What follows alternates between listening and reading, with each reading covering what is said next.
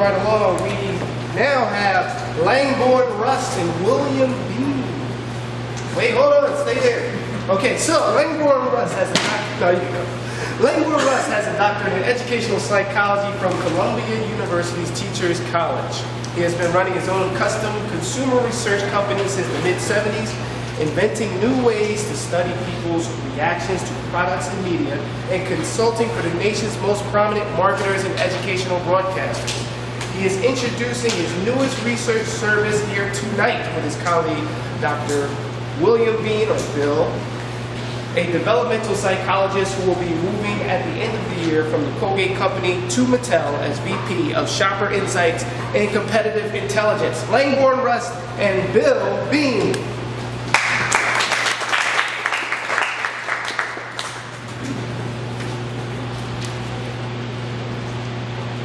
Every creative project has choices, and I know I've been involved in thousands of them over the years, in education, in publishing, television, advertising, websites, and webs, and more. Each one has had hundreds of choices like this. Do we go with this one or that? Or this palette or that palette, this cover for our book or that cover for our book, this product or that product, this logo or that logo. Well, Emily Dickinson, one of the greatest of American writers, wrote for years but was completely unknown in her own time, and there's a valuable lesson here. Unseen is unheard. You can have the best creative in the world, but if no one sees it, no one gets it. We live in a world with more stimuli than at any time in history, but very little of it stands out. 3 million book titles a year, 75,000 periodicals, 510 million live websites, 14 trillion web pages, and 5,000 ads seen by each person each day. Here's a Coursera outline of a listing of a small piece of their offerings. You think this is a lot of clutter? Look at a page after an Amazon search. The wrong decision here can doom you to oblivion. If you would, take the arrow cards that you found under your seat, or on your seat, and we'll be showing you some images side by side. Have you make a decision. Which of these do you think is better? Show me. Point left or right? Point it left or right, right? Which of these two do you think is the better one? Which of these two do you think is a better one? All right. Take your time to think about it. The next one I picked because lots of you deal with middle schoolers.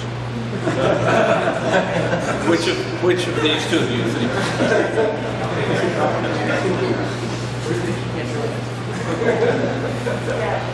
Okay. All right. All right. And which of these two Coke posters do you think is better?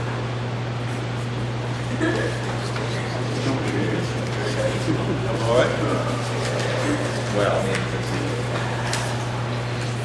most creative research is done the way we just did it. Some version of the question, what do you like or what do you remember? But such research is very slow, very costly, and hardly fits the needs of a fast-paced creative project. It also often gives you the wrong answer, so pay attention. We are launching a new service, OptimEyes, to help creative decision-making. It uses scientifically valid research that creatives can afford and helps them optimize their creative choices.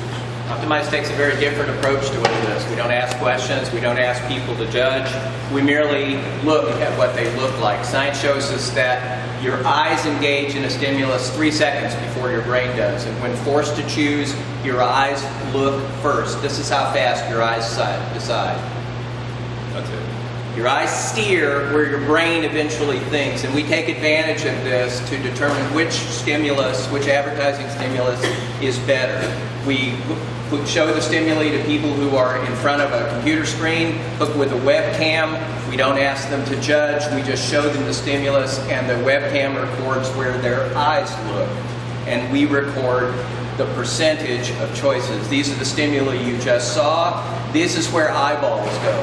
They went to the sad puppy eyes. They went to the old logo, not the new one. Halle Berry was a tie, and almost 50%. Traditional advertising testing is really expensive. On average, about 20 grand a pop. It takes about 6 weeks to run the surveys and get the data back. Our process costs $300 per stimulus pair, and you get the data back in a week. It's automated, it's fast and cheap. It's not a new concept, it is a new tool. We figured out a way to make it simpler, cheaper, and to automate it. This has been written up in Malcolm Gladwell's Tipping Point book. We've conducted the research with many large creative clients. So the question is, what are you creating? Web pages, apps, books, MOOCs, courses, services, campaigns, programs, advertising, blogs? And would you like to know which of your creative options actually gets noticed? Remember, OptimEyes can help you make the right creative choice. And remember, if you don't, you'll disappear.